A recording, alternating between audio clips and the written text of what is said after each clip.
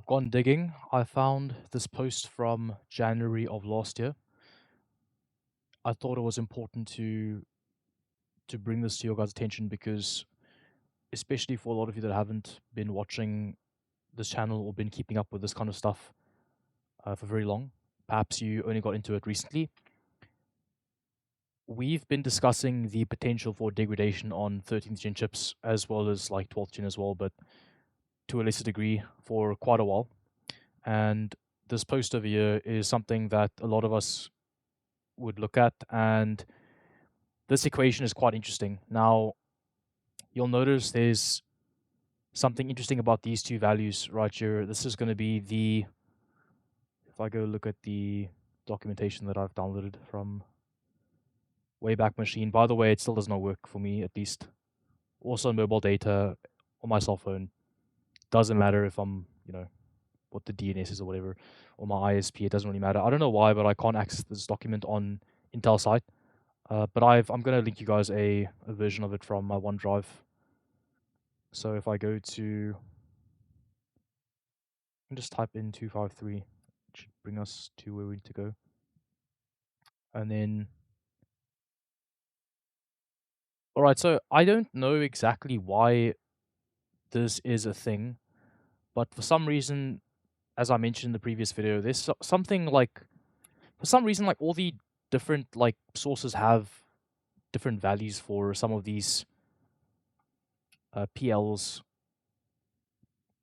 I really don't know why that is. Like, this chip is, on the Intel spec page at least, it's the 14900KS has been revised to 150 watts, 253 watts, but I don't think this is what it's meant to be, because I'm pretty sure this chip is meant to be 320 watts, the 14900KS, if I'm not wrong.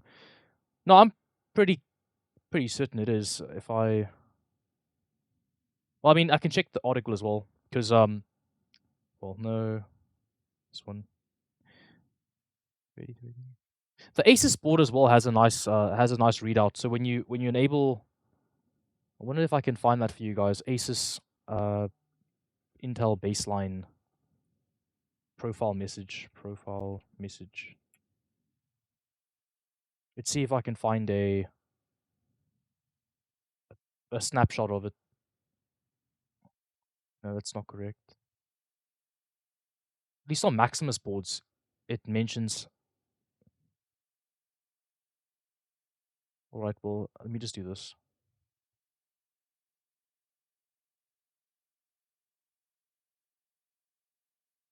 Yeah, so yeah, this chip's PL2 is 320. I'll just go inside the article. Yeah, there we go.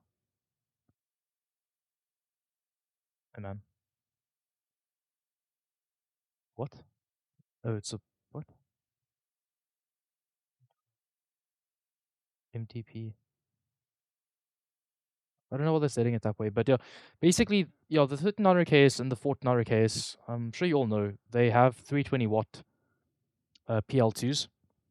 I think technically PL1 is still supposed to be a bit lower, but if we look at the documentation, if I can find that again, it's over here. No? There we go.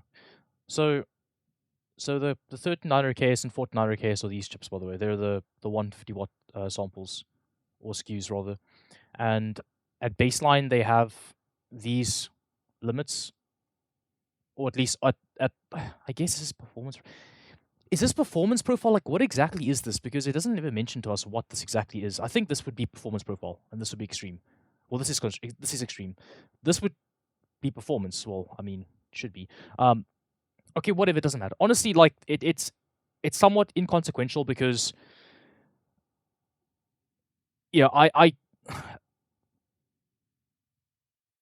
mean, I wouldn't recommend this extreme config. So on the Asus BIOS, you'll notice that if you enable the extreme config, you'll see that it instructs you that the KS SKUs are going to be running at 320 watts on PL1 and PL2.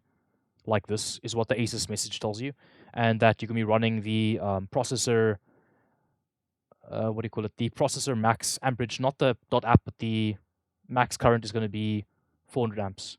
So kind of like it mentions it somewhere here, but here we go. Yep, it mentions extreme profile. Yeah, so 400. So 400 amps is the max that the KS chips are spec'd for technically, and you can decide if you want to use that profile. I personally prefer the performance profile, but hey, I'm not on a KS, so I mean, if you own a KS and you want to use the extreme profile that has 400 amps on the current limit and the 320 watt power limits, that's up to you. But honestly, most of us aren't going to be able to cool that much power anyway, so it doesn't. I guess it doesn't really matter. But I don't know. Either way, let's not get stuck on that. But there's a lot of mismatch between take PL4. What the hell is this? Okay, anyway, I don't know. Whatever. PL2. So PL2 technically for the KS chips is higher, so this is not PL2 all the time. This would be PL2 for like a 3900K, like mine, for example, would be PL2. PL1 should technically be 125 watts on performance profile, but my chip has, well, my motherboard PL1 for performance profile is still 253. Again, doesn't matter all too much because if you look at this equation over here, you actually have quite a, kind of bit of headroom. 245 amps, and you can drop to 1.25 volts at around, like somewhat below TJ Max, like around below TJ Max, you can get away with this. I wouldn't say it's necessarily like something you want all the time, but it's quite a bit of allowance if you think about it. So I say that because if you do the math, so I can't use brackets in this. I don't think I can. Maybe I can. Scientific. Okay, that's a little bit. So I can do 1520 minus brackets, and let's use the value of. Actually, no. What am I doing? I want to show you guys what the result is. So obviously, 245 amps is the value we're using. So that's going to be for the this is dot app. So this is like long term, like a longer duration load. So 245 amps, long duration, and you have a 1.25 volt ceiling. It's kind of interesting how your. I don't know, I'm lying. What am I saying? Oh no, I'm not lying. Yo, dot app is 245. And ICC max is 307. Yo, dot app is 245. But whatever, it doesn't matter too much. This would be long duration. So your dot app is longer duration. So for longer duration, you can withstand. Funny enough, so dot app is long duration, and for longer durations, like sustained loads, like he mentions, you can run 245 amps sustained for a while, but then your actual voltage ceiling is higher. So if you want to run short duration loads, you can actually run 307 amps, like kind of shorter duration, and then you can run that but at a lower voltage, which is kind of interesting. And that kind of probably gives you guys a clue as to what the problem is. So if I do 1.25 times 245 is our dot app, which is our sustained load, we actually have a pretty sizable power limit of about 300 watts, more or less, right? Now, the thing is that you probably aren't going to be able to cool this much power with an AIO. So either way, doesn't matter. But I guess what it does tell us is that the 253 watt limits are quite conservative. And now the only problem with this whole post is that we don't really have any way of knowing, and Intel doesn't specify either how long exactly dot apps sustained load is safe for. Like, we don't really know exactly what the duration is we can run. Now, technically PL1 is the duration limit, kind of, it's like technically PL2. So this is not related to your PLs. So technically what's meant to happen is PL2 is meant to determine how long you can run a short burst high load for, and then PL1 takes over as the actually long duration limit. And that actually is way, it's going to really constrict you. It's going to be way more restrictive than this is going to even tell you. But the point being that the silicon actually has, technically from a pure power perspective, it seems like the silicon might be a bit more resilient than maybe what we think, and what is suggested by the limits. The limits, however, aren't meant to push the CPU. But what's also important is if you look at these calculations, what you also find is if I go, so let's say the current limit, so 307, like to go from 307 down to 245 is approximately 20%. So I'm reducing it by 20%. So if I find percentage, okay, I'll go to non-scientific. So if I go 307 minus 20%, I get to my 245, right? So 20%. So for 20% of current reduction, which is what technically we're meant to have with the dot app limit, right? Technically,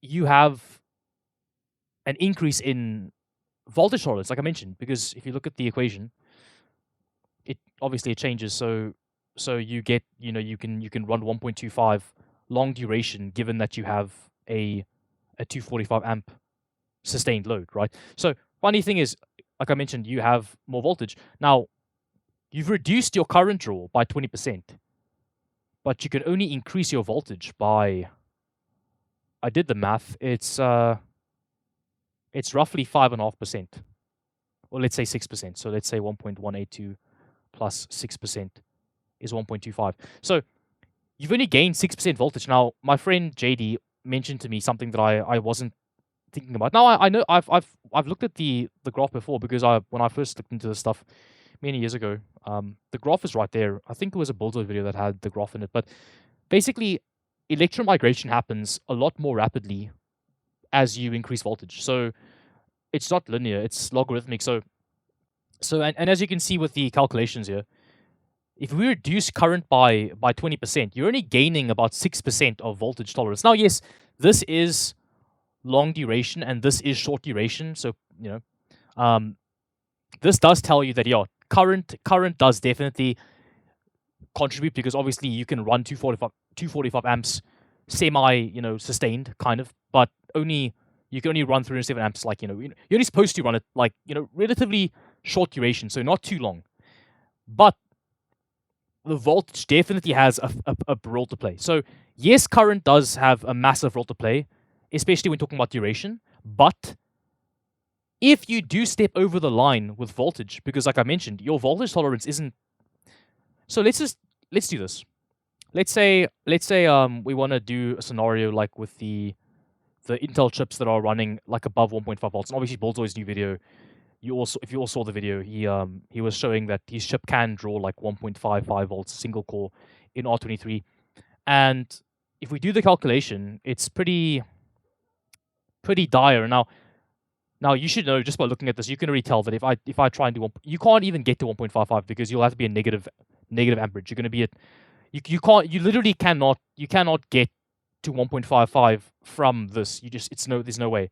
The fact that you're like this entire equation just does not work when you're trying to result to 1.55 if you're talking about a non-negative current load, obviously. So let's use the value of like I don't know, what do you want to do? Let's just throw out like maybe 1.5 volts. Okay, so 1520 minus 1.1, and let's say it's semi-short duration. So let's say 1.1, sorry. 1.1 times amperage, because we don't have the value yet, obviously, equals to 1.5 volts. So then we can just do 1520 minus 1.5 volts, or 1500 millivolts, equals to, when you move the brackets over to the other side, make it positive, and then it's going to be 1.1 times ampere, the ampere value, and this is going to be obviously 20 millivolts, but 20 equals to 1.1 times ampere, and then we're going to talk about ampere equals 20 divided by 1.1,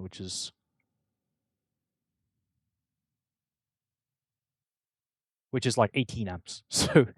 So yeah, like it's like it's bad. It's quite bad. It does mean that when we're looking at the voltage, it's pretty alarming. If if this is, I mean, if this is like something that we should take, I mean, we should take it seriously. But we have to keep in mind that people's chips aren't dying instantly, and that's also important to notice. So with these equations, with the 4900K, technically, if your chip is running 1.5 volts, if it's above 18 amps, then you're screwed. Technically, is what this means, right? Now, there's a problem with that, and the first problem is, and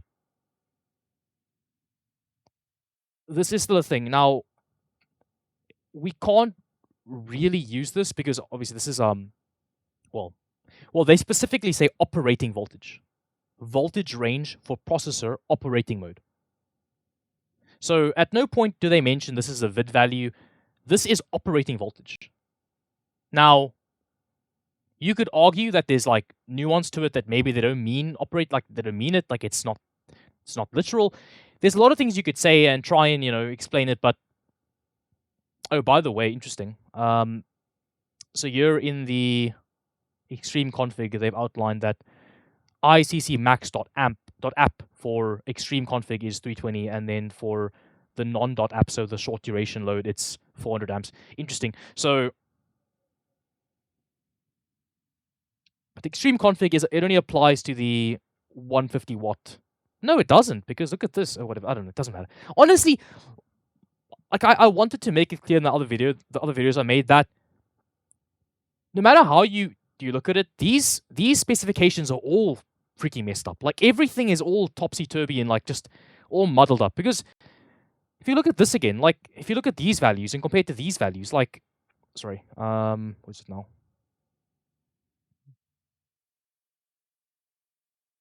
Where am I? This. Sorry, I'm stupid. Like, this is extreme config. Extreme config is meant to have a 400 amp. So yeah, this is already wrong. Well, no, yeah. Oh, it does. Oh, it does. Never mind. I'm stupid. Okay, so extreme config does. They do mention that it's higher on the. But technically, this is meant to be applicable to only the KS chips. And this is going to be 320 and 320, I believe.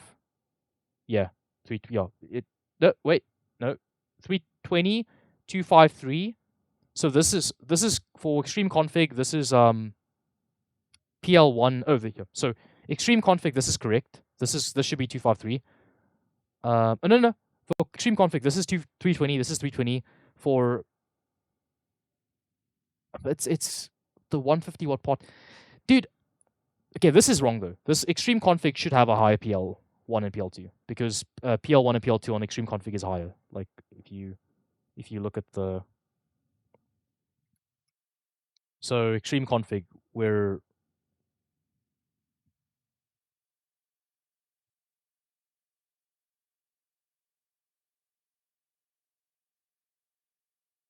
was there? Let's go to 5. Yeah, there we go.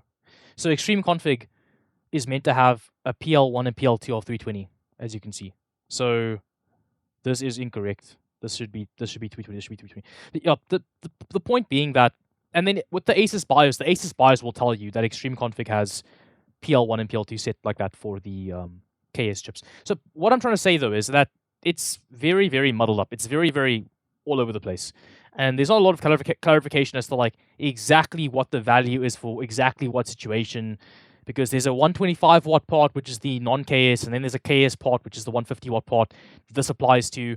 But then look at the extreme config for the non-KS part is different than the KS part. It's a mess, dude. It's a mess. Because look at it. I mean, 125 watt part, which is the non-KS, extreme config, looks like this, which is correct. But then for the KS, it's different. So technically, there should be two different entries. It's a mess. It's a mess. It is. It's a mess. And then we have to decide, okay, well, is the KS part going to have higher resilience than the non-KS part? It's like, man, like, screw it. Like, what do you want to do? Like, it's like, I mean, the ASUS BIOS, though, does do a good job, because technically, if you have a non-KS part, it does give you the right values. And if you have a KS part, it gives you the right values. There we look at this equation, and then we realize that your voltage is kind of important when you're running a semi-high load, and it becomes very problematic. But then again, the other problem is that Buildzoid didn't have degradation in that video. Well, I don't believe he did. I'm not going to lie. I kind of fell asleep watching the video. I'll be honest with you. No disrespect. I was tired. I was very tired. It was like 4 a.m. in the morning, and like while watching the video, I fell asleep. Like, what can I say? Like, these videos are very, very soothing. Who knows? Anyway, so presuming he didn't have degradation right there and then, and because people don't have degradation, like, as soon as they boot up their chips or like just do anything really, we have to understand that this probably can't be 100% accurate or applicable to 14th gen. So the first problem we have is with 14th gen.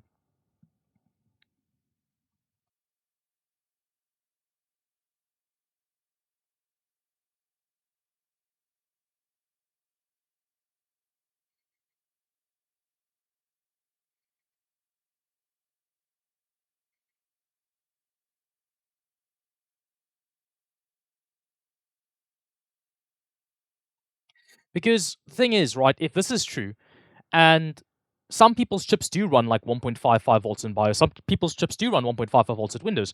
I've even observed someone's chip running a KS, particularly not a non-K.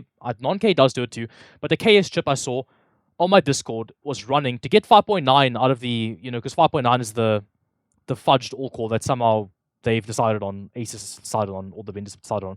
I don't know why, but 5.9 is the technical all core. So to reach 5.9 at idle, you're running 1.55 volts, which technically should be possible. So because I mean, even at 1.5 volts, if you're 1.5 volts, you have 20 amps to work with. So once you go above 20 amps, more or less, you're screwed. And a lot of chips do go above 20 amps at 1.5 something volts. And if you want to know, like 1.5, let's say 1.5 volts times by 20 amps of power draw, it's only 30 watts. So I mean, you're not really drawing that much power. You're kind of, I mean, you might think like you're fine because you're really like you're way below what you think is the limit, but technically, because it's not a linear scale and because you don't gain a proportionate amount of voltage tolerance with a proportionate reduction in amperage, you're actually pretty screwed. So, but because these chips aren't dying immediately, how can the limit be like 1.52ish volts? Wouldn't the limit make more sense to be at 1.72? Kinda. I mean, it kinda makes sense. But then again, chips are dying, so maybe the limit is 1.72. So honestly, like, by this point, it's not really conclusive as to how much voltage your chip really can sustain. Now, this is a clue, but it can't be 100% because, I mean, this would technically also be at like 0 amps, which is like, I mean, that's never gonna happen. So what is the limit? I don't know. Like, I mean, it's a tough one, man. It's a tough one because the other problem is if this equation is outdated. So let's say 1.72 is close to the real value, and this equation is outdated, and which might be the case with 14th gen because of how resilient it is. Then that scales. So does that mean you can now run like a proportionately higher amount of load voltage at 245 amps, which is your dot app for the 14900K, and then let's say if dot app was 320 for the KS pot, so if dot app was 320 for the KS pot, then doesn't that mean you could run like a pretty substantial amount of load voltage even at 320 amps, which is your, I mean, everything changes completely. So yeah, it's a mess. It's a mess. And it's hard to say exactly how much voltage at load is going to cause rapid degradation. There was also this whole thing about how it could be the actual batches. So if I find you guys, Intel did have a statement on it. I believe it's somewhere. No, it's not going to be there. Hold on. Let's go to this one. Finances. Here we go. So if you guys read this, if you want, I mean, I'm sure you guys have read this already, but Intel basically was saying that it could be like a manufacturing defect kind of thing. And then also they mentioned there's also going to be, so this is a manufacturing defect issue, and then this is about the TVB and how there was a TVB bug and whatever. That's also, they mentioned it somewhere. Here we go. Elevated voltage ETVB bug, yes, and that's why they made the new microcode. Okay, so it's a lot of different things that they're saying could be reasons, but it's interesting that their conclusions are so different. So one is like, okay, it's too much voltage. Okay, cool, that's fine. Okay, no, it's not too much. It's that, and it's also because we had manufacturing defects. But then they say, but then if you look at if I go back to here, but then look what they say. They say that it was look at this. Wait, no, no, not there. Sorry. Yeah. Here we go. So if you read this in 2023, addressed in 2020. Look, addressed. Okay, so they're saying that they fixed the manufacturing defect. Well, that means that technically, at a certain point, if your chip was made after that point, then you wouldn't have the problem. But then they mentioned this ETVB thing, so it might be that too. I don't know.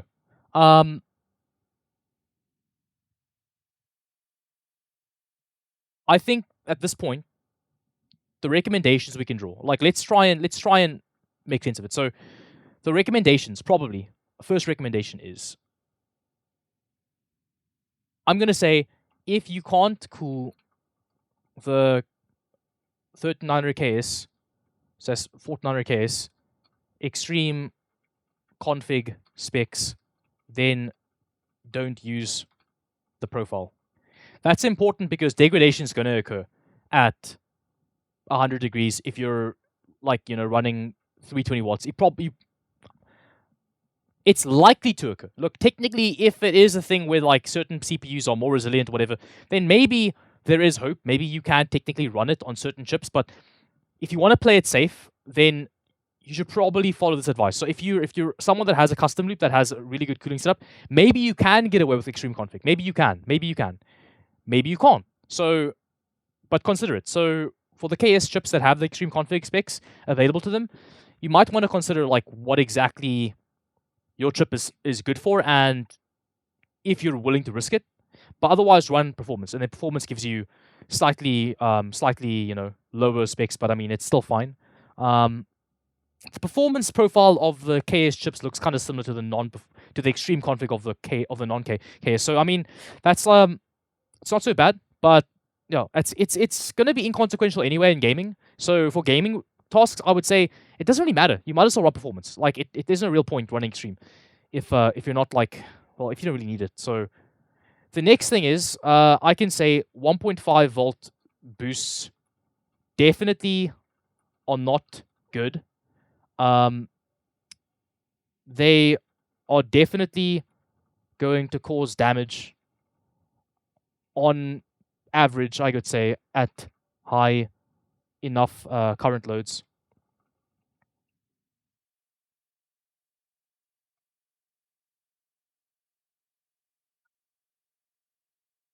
But this issue might not be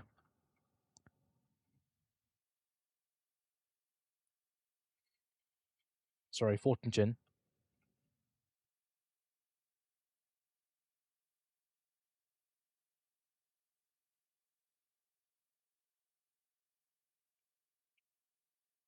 So what I'm saying is that a 13900K might degrade with this kind of spec being respected. So maybe at 1.5 volts, if you go above 20 amps, your 13900K might be screwed, like really quickly. But at least from what it seems like, the 1400Ks and KSs, they actually do survive pretty well at 1.5 plus volts. I mean, I saw one of my Discord members was, again, 1400Ks, 1.5 volts idle, hasn't had degradation.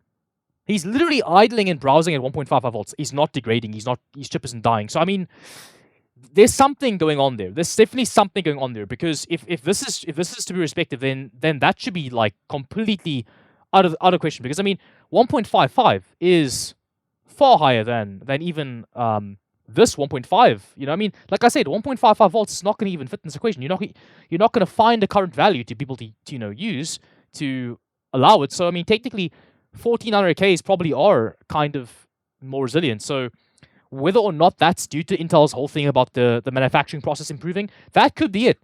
The statement they made might literally mean that they made the process more resilient. So they made it more beefed up. So now, with 40 gen chips, maybe maybe what they're saying to you is that 14th gen chips do have more resilience to the electromigration because of the high voltages. Maybe they are a lot more resilient. It could be. It could be.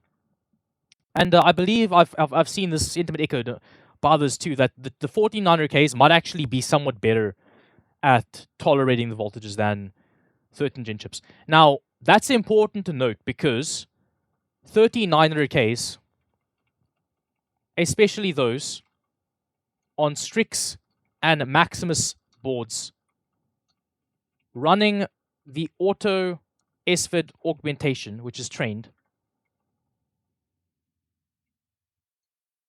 would not have ever operated above 1.425 to 1.45-ish volts.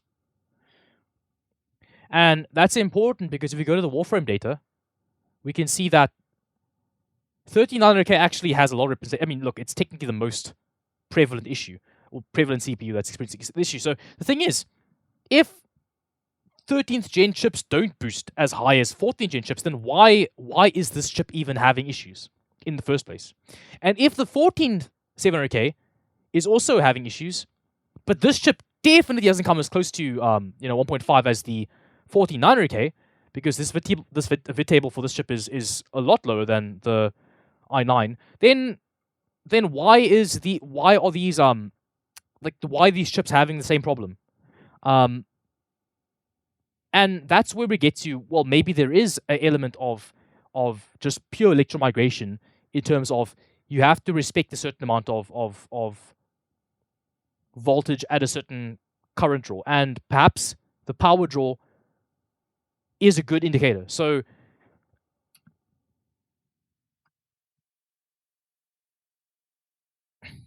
and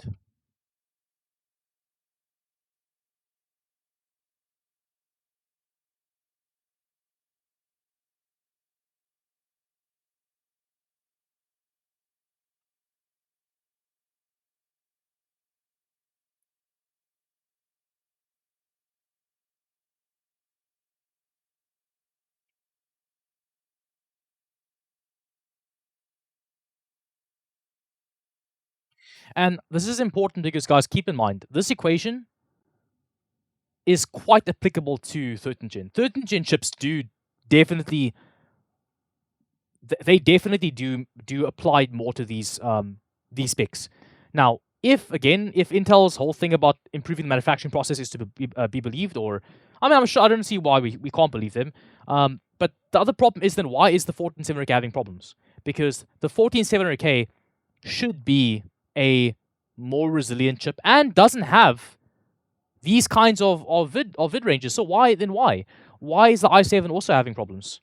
It shouldn't be, right? It shouldn't be. And if that's the case, then perhaps we do have to look at, just pure current draw and reasonable but slightly too high voltages. So like let's say you were doing a some sort of task, and then let's say you had a 14700K, let's say it was running maybe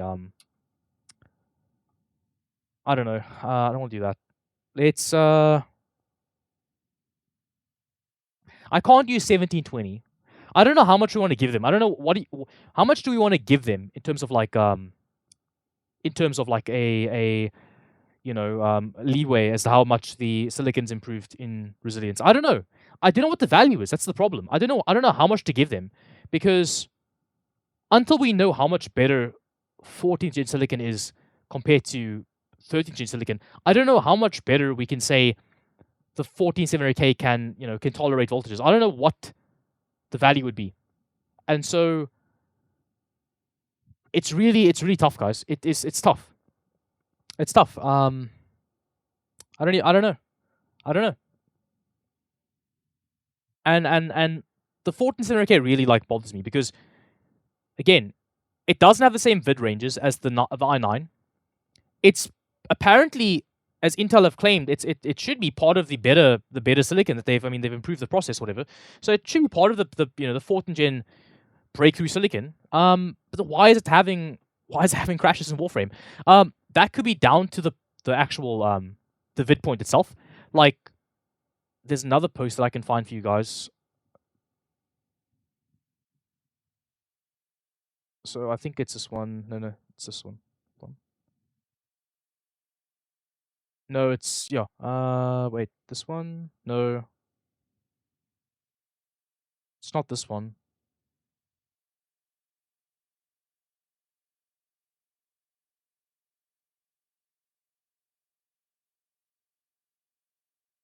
It's somewhere. It's somewhere below you. Let me try to find it for you guys. Just give me a second.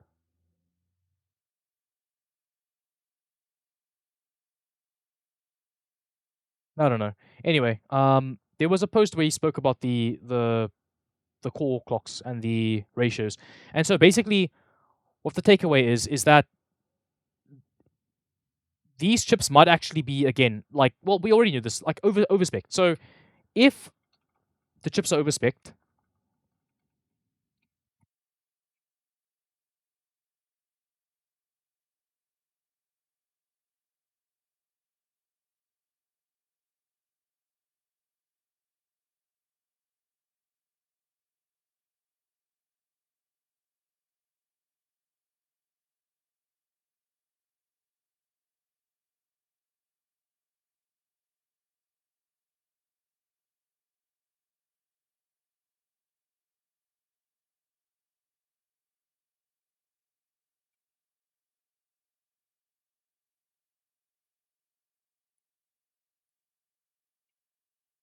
so it could be that some chips aren't degrading, but they're actually just running. Like for example, I said the Asus trained SFID, right? I mentioned the trained SFID. It might just be, for example, if you had a 14700K and you were on an Asus board, it was running trained at default. Okay, it could be just that trained your chip wasn't getting enough voltage. It could be just like a matter of not enough voltage. That's why you crashed. So maybe it wasn't degradation. Definitely possible. Definitely possible. So that might be it. Also, if degradation does happen, it's going to make it impossible to run your, or not impossible. It's going to make it harder to run or reach your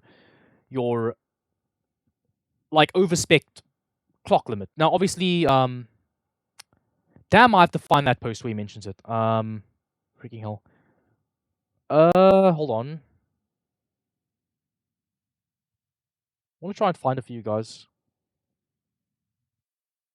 So it kind of goes into what I said. Not gonna be able to find it, am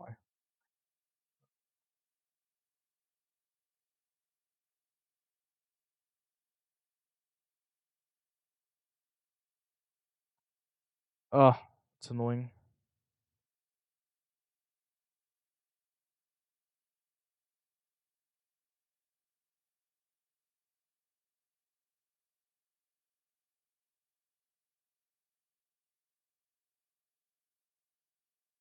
It's not this one. Oh, it is. It is. I'm lying. It is. Here we go. Here we go. It is. So if you look at this post,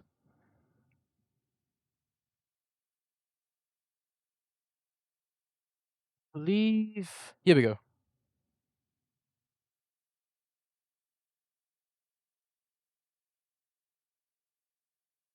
There we go.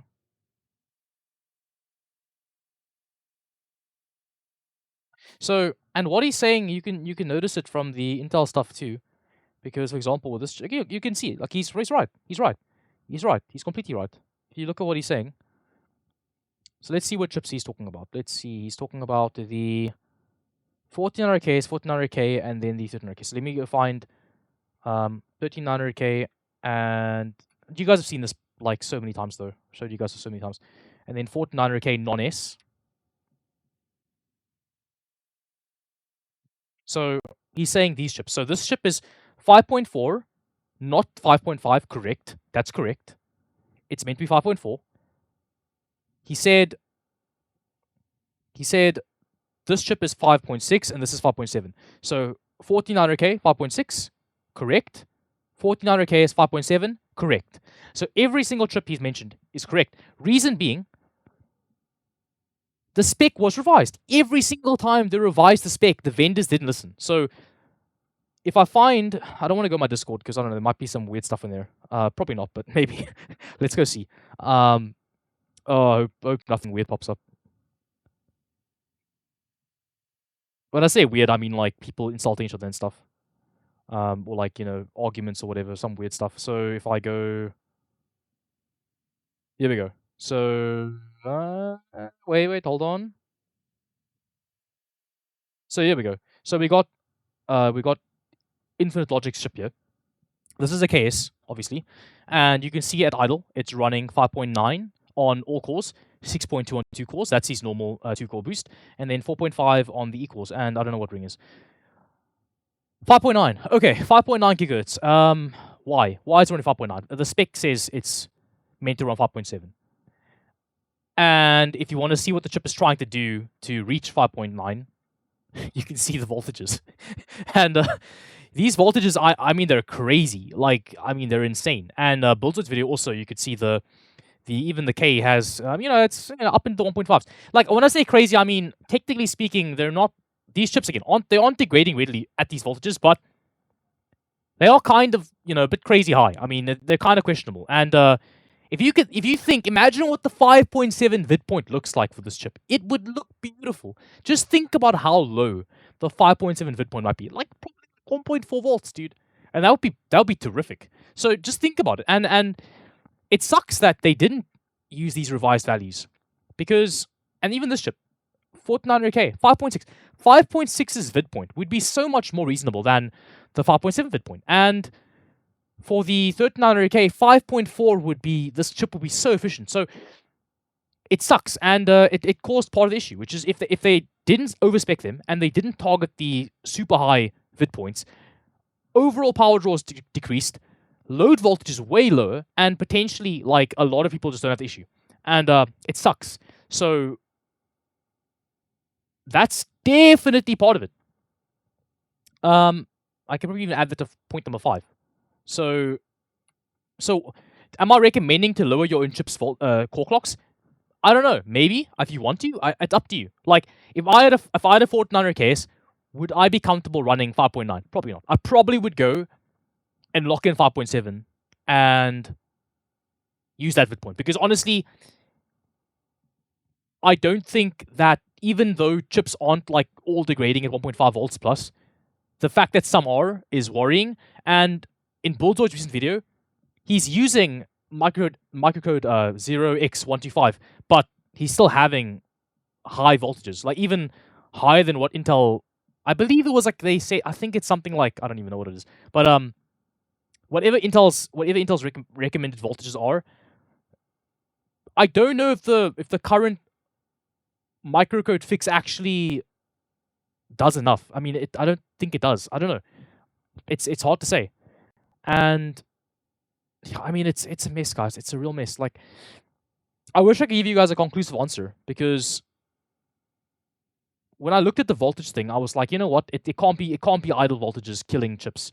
And I still don't think it is really, but there's definitely an aspect of it, especially if somehow your 3900K managed to get into the 1.5s in the voltage range. That would be a really bad idea. Like, that would be really, really, really bad. So, yeah, I think by this point, what I would say is just enable Intel baseline profile.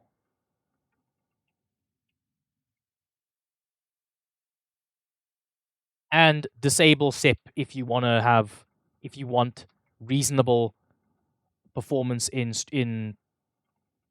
R23, test mem5, or Y-Cruncher. Because even with the power limits enabled, with the power limits enabled, you should have some reasonable protection. With the microcode update, you should have, again, good protection. So power limits plus current limits plus new microcode should give you enough protection if you run.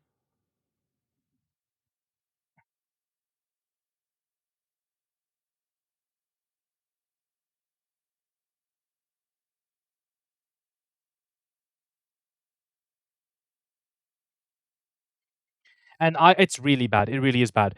Cinebench R23 on my chip was SEP on like 20K. SEP off 37K. So quite decent with SEP off. And you're still getting, I can't even do it. I probably can. Let me do that. Let me just let me close up Discord, and I'm gonna close Notepad. I'm gonna close. Nah, I have to keep broadcast on. I'm gonna do this for you guys. That's fine. There we go. I can move it all the way to the side. So you can see the values, and then I'm gonna run R23.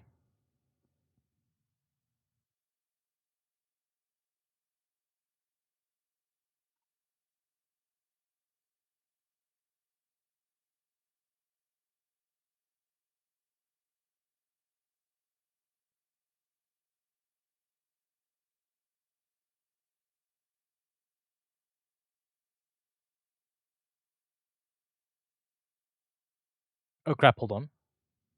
Wait, no, my AIO is not running high enough. Whatchamacallit?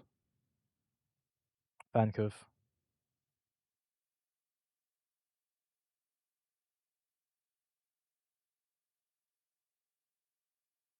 There we go. Yeah. Let's turn my aircon on real quick. Okay, so we're still. I think it's because of multiple operations happening. I think that's why it's downclocking way too far. Okay, well, it's not going to be good. It's not going to be that bad. It won't be good though, because 4.7 is crazy low. We're only drawing 190 watts right now.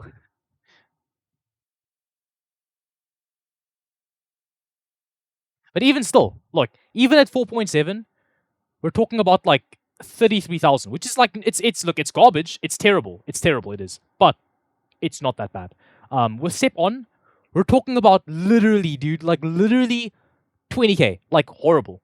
Now, if I'm not running multiple operations, so let's say I had my recording off and I had everything closed and like running R23, with SEP off, I run at like maybe 5.1 gigahertz and it'll about 37k. SEP on is bad. Like SEP on is horrible.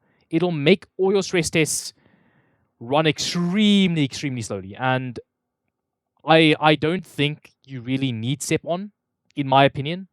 Again, that's my opinion. So if you want to have SEP on to be safe, by all means keep SEP on. It's up to you. Like if you want to keep it on, keep it on.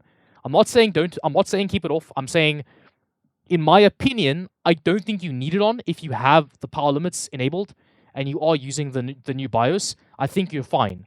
But if you want to have SEP on because you're like you feel more comfortable with it on, I would say do it. But just keep in mind, SEP on is horrible. It's like wow, it is. It literally, dude. It bro, it like halves performance. It's so bad. It's so freaking bad, dude. It's like for 3900k getting 20k is atrocious, dude. So yeah, it's in my opinion, SEP is absolute freaking garbage. I think it's terrible setting. It might help if you're really scared about degradation. It might just help to keep your chip running for the next 20 years. But in my opinion, it's garbage. But that's just me. So anyway, um, I'm trying to collate everything because I'm trying to give you guys a exactly what could be going on. But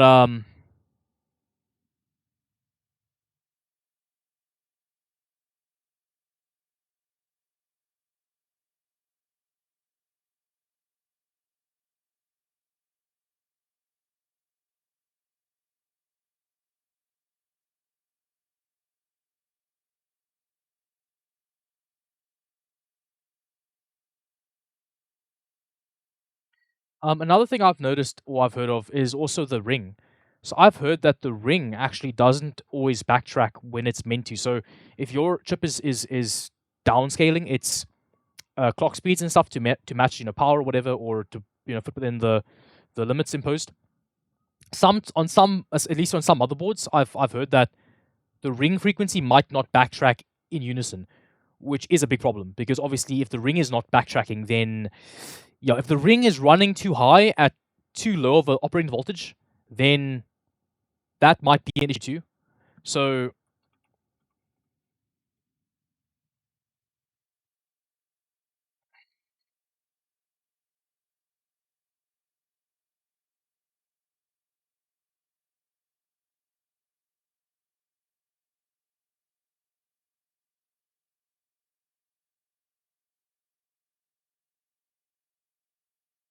So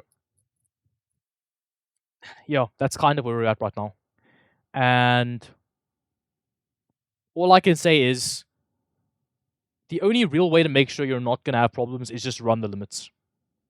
Because anything else is, unfortunately, it's hard for us to pinpoint exactly what the problem is. And I don't know, the i9 thing running in the 1.5s definitely bothers me. I don't know how bad it is. I mean, it seems like Intel said there was a problem with manufacturing, but I don't know. Like, I don't know. 1.5s, man. I don't know. Like, I mean, how much leeway are we going to give them on this equation? Like, how much has this equation changed to facilitate that? I mean, what exactly are we talking about? Are we talking about like, if it's still 1.1, so what are we doing? It's going to be like what? Is it going to be like, 1720? Is it going to be 1680, 1650? Like, what exactly is the value going to be that's going to be needed to, and like, for example, let's just pretend, let's just pretend is, let's say it is 1720. Let's say it's 1.1 times by, and then let's say the processor max dot not dot app, the non dot app, so 4 amps. This is for the KSQ, hypothetical.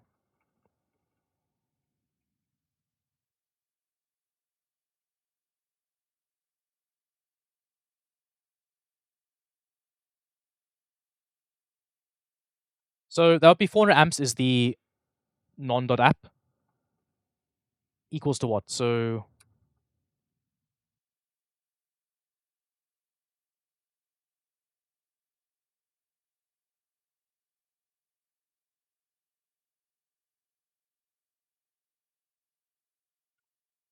you can run 1.28 volts under load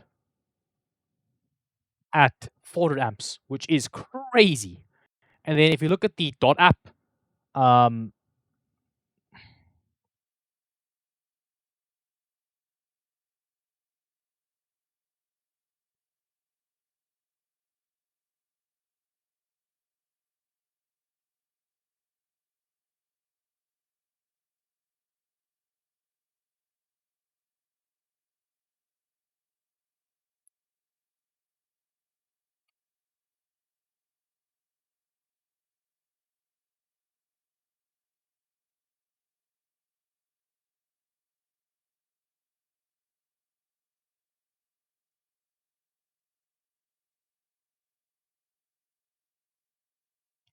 1.368 volts.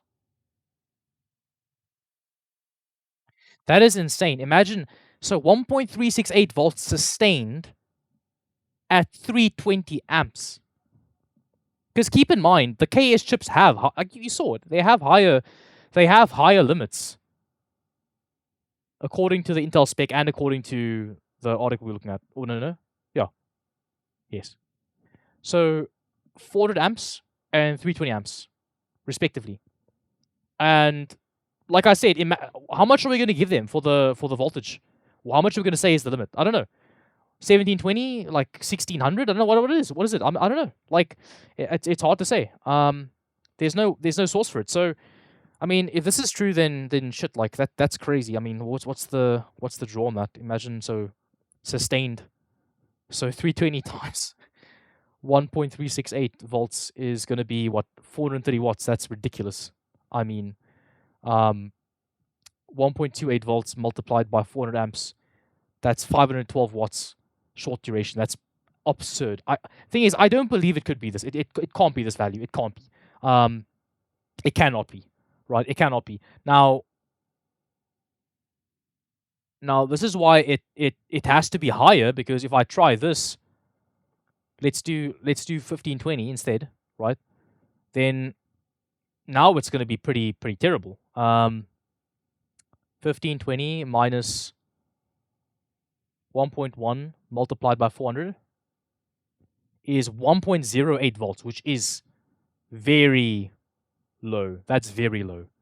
And I mean, 1.08 volts multiplied by 400 amps, you're drawing 430 watts. That's still quite a lot of wattage, actually. That's still quite a lot of wattage. So, I mean, it's not super unreasonable. 1520 minus 1.1 times 320 is 1.16 volts, and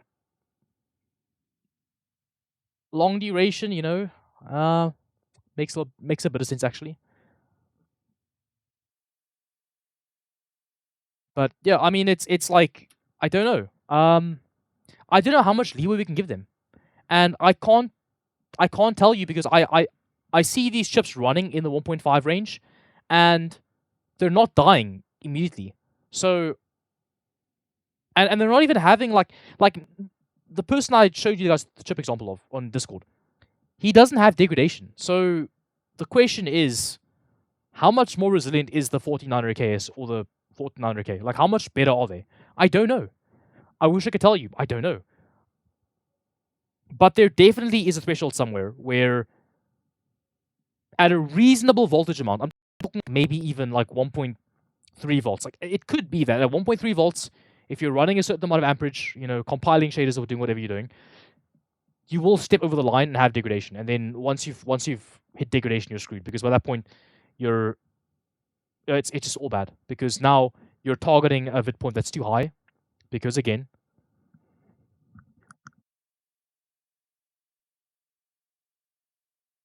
the chip's overspec. So obviously, if you're having crashing, it's because you degraded it, and then your chip's overspec, and then you're screwed. So now you have to add more voltage, but then the chip is compromised, so it doesn't scale as well.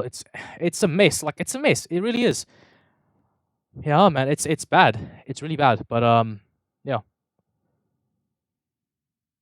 I'm making this video because I want to acknowledge, guys, that I'm definitely changing my stance. I think there has to be some element of voltage causing the degradation to happen more rapidly, because obviously, if again, it's a logarithmic scale, so you need a disproportionate amount of voltage increase to have a far more drastic effect on electromigration, right? So obviously, the core voltages are concerning. They are a concern. It is something you have to worry about. But the question is, how much tolerance is there? And that's something that we just don't really know, unfortunately. And yeah, it's tough. It's tough. And I think because chips aren't dying, out of the box, and there is some like duration of time required to kill them or to degrade them, it's hard to say what's causing it. And again, there has to be an element of motherboard vendors and the shadow LLCs that also contributes. Maybe your chip runs fine with an adequate LLC, and then, but it's I don't know. It's tough, man. It's tough. Damn, dude. Anyway, so that's about it. That's all I can really add. Hope you guys enjoyed this video, to some degree at least. And yeah, feel free to comment your opinion. And yeah, I'm changing my perspective. I think there definitely is an element of voltage that is, that does kind of play into it, but how much, I don't know. The issue is still electromigration at large scale. Oxide breakdown would happen extremely quickly. Now, there might be a matter of, again, the oxidation during the manufacturing process. Maybe that's making the silicon less resilient. Cool, that's possible, but oxide breakdown in its purest form would kill the chips extremely quickly. So just please keep that in mind, right? But yeah, that's about it, guys. Cheers.